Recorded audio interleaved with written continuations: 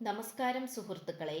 Tarot love energies എന്ന നമ്മുടെ ഈ ചാനലിന്റെ പുതിയൊരു അധ്യായത്തിലേക്ക് എല്ലാ മാന്യ പ്രേക്ഷകരെയും സന്തോഷപൂർവ്വം സ്വാഗതം ചെയ്തുകൊള്ളുന്നു.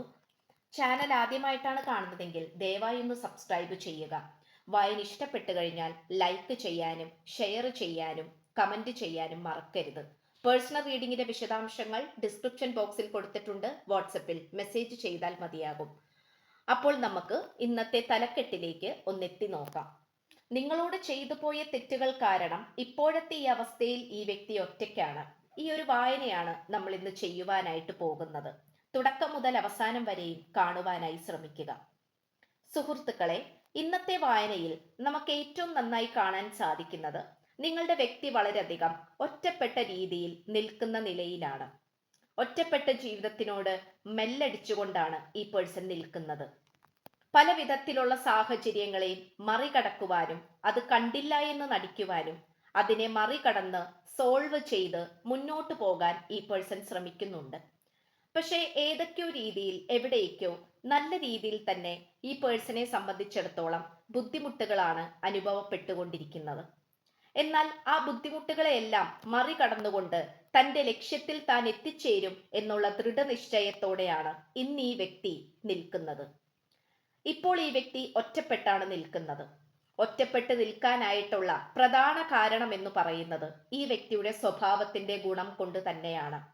ഈ വ്യക്തിയുടെ സ്വഭാവം മോശമായതുകൊണ്ടും എടുത്തുചാട്ടം വരുന്ന രീതിയിൽ മറ്റുള്ളവരെ വെറുപ്പിക്കുന്ന രീതിയിലുമുള്ള സ്വഭാവ രീതി ആയതുകൊണ്ട് നിങ്ങൾ ഉൾപ്പെടെ ഒരുപാട് വ്യക്തികളെ വെറുപ്പിച്ചിട്ടിരിക്കുകയാണ് ഈ പേഴ്സൺ ചെയ്തിട്ടുള്ളത്. അതുകൊണ്ട് ഈ വ്യക്തിക്കിപ്പോൾ ആരുമായി കൂട്ടില്ല. ആരുമായി കൂട്ടുകൂടാനോ ആരുടെയും കൂടെ നിൽക്കുവാനോ സാധിക്കാത്ത വിധത്തിലാണ് ഈ പേഴ്സൺ ഇപ്പോൾ എത്തി നിൽക്കുന്ന സാഹചര്യം. ഈ വ്യക്തി പല പ്രാവശ്യവും വിചാരിക്കാറുണ്ടായിരുന്നു തൻ്റെ ഭാഗത്ത് തെറ്റുകളൊന്നും തന്നെയില്ല, താൻ ചെയ്യുന്നതെല്ലാം ശരിയാണ്, ന്യായമാണ് എന്നിങ്ങനെയുള്ള ചിന്താഗതിയാണ് ഈ വ്യക്തിക്ക് ഏറ്റവും കൂടുതൽ ഉണ്ടായിരുന്നത്. എന്നാൽ ഇപ്പോൾ ഈ വ്യക്തിയെ സംബന്ധിച്ചിടത്തോളം തൻ്റെ തെറ്റുകൾ എന്തൊക്കെയാണെന്നും താൻ എന്തുകൊണ്ടാണ് ഒറ്റപ്പെടാനുണ്ടായ കാരണമെന്നും ഈ വ്യക്തി ഇപ്പോൾ തിരിച്ചറിഞ്ഞുകൊണ്ടിരിക്കുകയാണ്. തന്നിഷ്ടപ്രകാരം ജീവിച്ചും തൻ്റെ ഇടം കാട്ടിയും വാക്കുകൊണ്ട് മറ്റുള്ളവരെ മുറിവേൽപ്പിച്ചും ഒക്കെ നടന്നിട്ട് തനിക്ക് എന്ത് കിട്ടി, താൻ എന്ത് നേടി എന്നുള്ള രീതിയിലാണ് ഈ പേഴ്സൺ ചിന്തിച്ചുകൊണ്ടിരിക്കുന്നത്. നിങ്ങളെ വേദനിപ്പിച്ചതിനും നിങ്ങളെ മാറ്റി നിർത്തിയതിനും നിങ്ങളുടെ മനസ്സിനെ ദ്രോഹിച്ചതിനും എല്ലാത്തിനും ഈ വ്യക്തി മാപ്പ് പറയാനാണ് നിങ്ങൾക്ക് അരികിലേക്ക് വരാൻ ശ്രമിച്ചുകൊണ്ടിരിക്കുന്നത്. ഇവിടെ പലതരത്തിലുള്ള പാറ്റേണും റിപ്പീറ്റേറ്റീവായി വന്നുകൊണ്ടിരിക്കുന്നുണ്ട്. അതായത് നടന്ന സംഭവങ്ങൾ തന്നെ വീണ്ടും വീണ്ടും ജീവിതത്തിൽ സംഭവിക്കുന്ന രീതി. അത് ഈ വ്യക്തിയെ നല്ല രീതിയിൽ തന്നെ ദേഷ്യം പിടിപ്പിക്കുന്നുണ്ട് എന്നുള്ളത് സത്യമായ കാര്യമാണ്. നിങ്ങളെ വേദനിപ്പിച്ചിട്ടുണ്ടെങ്കിൽ അതിൻ്റെ 10 മടങ്ങായി ഈ വ്യക്തിക്ക് പല രീതിയിലും പല സാഹചര്യങ്ങളിലൂടെയും പല വ്യക്തികളിലൂടെയും തിരിച്ചടികൾ ഓരോന്നായി ലഭിച്ചുകൊണ്ടിരിക്കുകയാണ്. ഓരോ തിരിച്ചടിയിലും ആദ്യമൊക്കെ ഈ വ്യക്തി മനസ്സിലാക്കിയിരുന്നില്ല നിങ്ങളെ വേദനിപ്പിച്ചതിനുള്ള തിരിച്ചടി ആയിരിക്കും എന്നുള്ളത്. എന്നാൽ ഇപ്പോൾ ഈ വ്യക്തി മനസ്സിലാക്കിക്കൊണ്ടിരിക്കുന്നു ഇതെല്ലാം നിങ്ങളെ വേദനിപ്പിച്ചതിനുള്ള ശിക്ഷയാണ് എന്നുള്ളത്.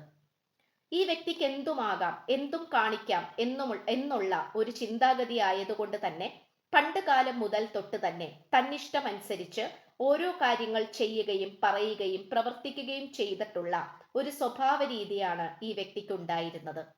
എന്നാൽ കൂടെയുള്ളവരെല്ലാവരും പറ്റിച്ചും മറ്റുള്ളവരുടെ സ്വാർത്ഥതയ്ക്കും ഇഷ്ടത്തിനും വേണ്ടി ഈ വ്യക്തിയെ ഉപയോഗപ്പെടുത്തുകയും ചെയ്തുകൊണ്ട് നിങ്ങളെ ഒറ്റപ്പെടുത്തുകയാണ് ഈ വ്യക്തി ചെയ്തിരുന്നത്.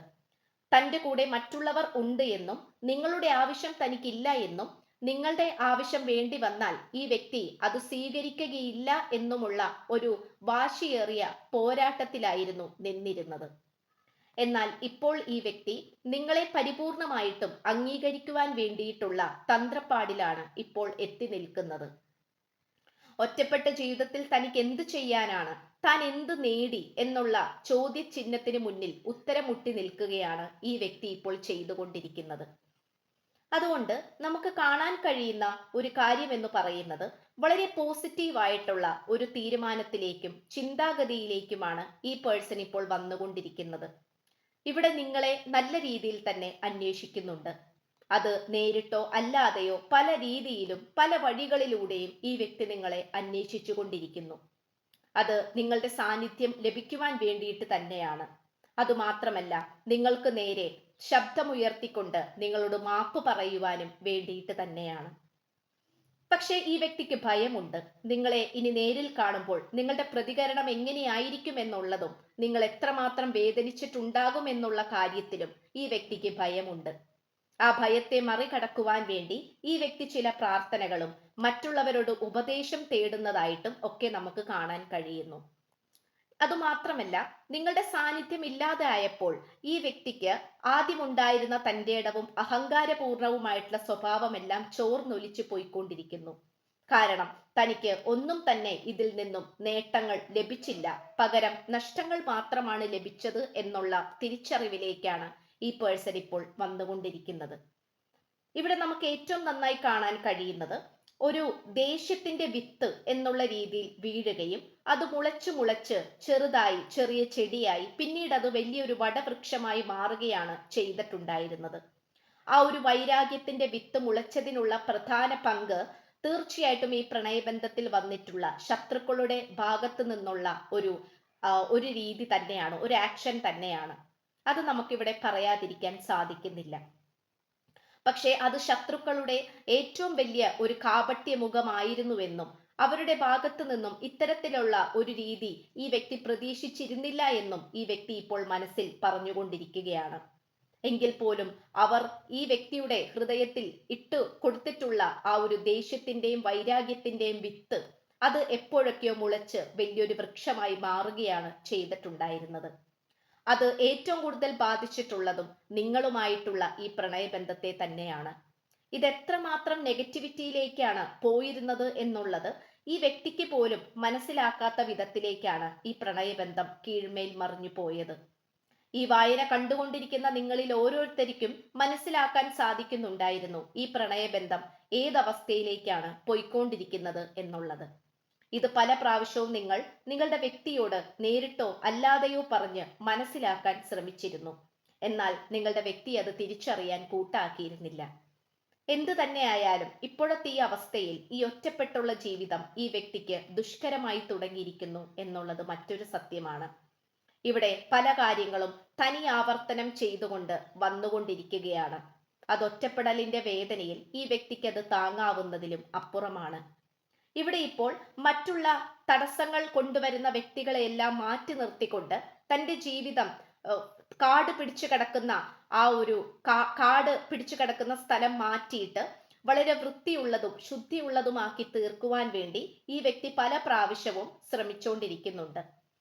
അതിനു വേണ്ടിയിട്ട് എന്തെല്ലാം പരിശ്രമങ്ങൾ ചെയ്യുവാൻ സാധിക്കുന്നുവോ തന്നാൽ കഴിയുന്ന എല്ലാ സഹായവും ചെയ്ത് എല്ലാ പ്രയത്നങ്ങളും ചെയ്തുകൊണ്ട് ഈ പ്രണയബന്ധത്തിൽ വന്നു ചേർന്നിട്ടുള്ള പറ്റിക്കിടക്കുന്ന അഴുക്കുകളെല്ലാം തന്നെ തുടച്ച് ശുദ്ധിയാക്കി നല്ല രീതിയിൽ കൊണ്ടുവരാനാണ് ഈ പേഴ്സൺ ഇപ്പോൾ ശ്രമിച്ചുകൊണ്ടിരിക്കുന്നത്. ഇത് നമുക്ക് പറയാതിരിക്കാൻ സാധിക്കുന്നില്ല.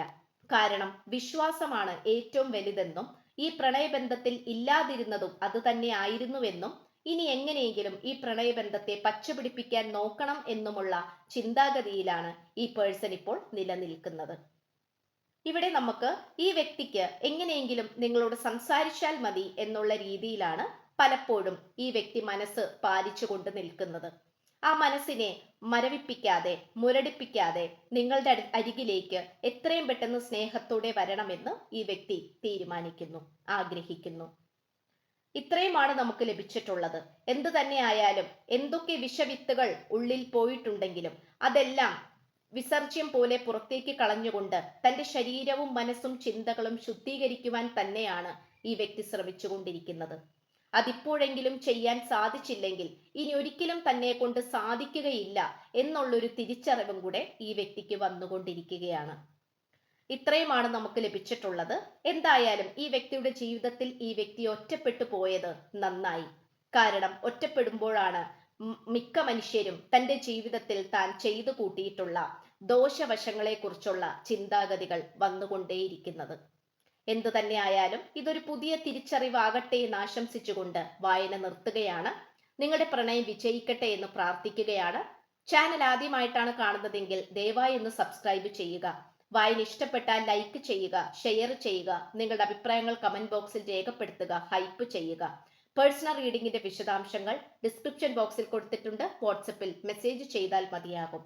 അപ്പോൾ പുതിയൊരു അധ്യായത്തിൽ കാണുന്നത് വരേക്കും എല്ലാ മാന്യ പ്രേക്ഷകർക്കും എൻ്റെ വിനീതമായ നന്ദി, നമസ്കാരം. God bless you.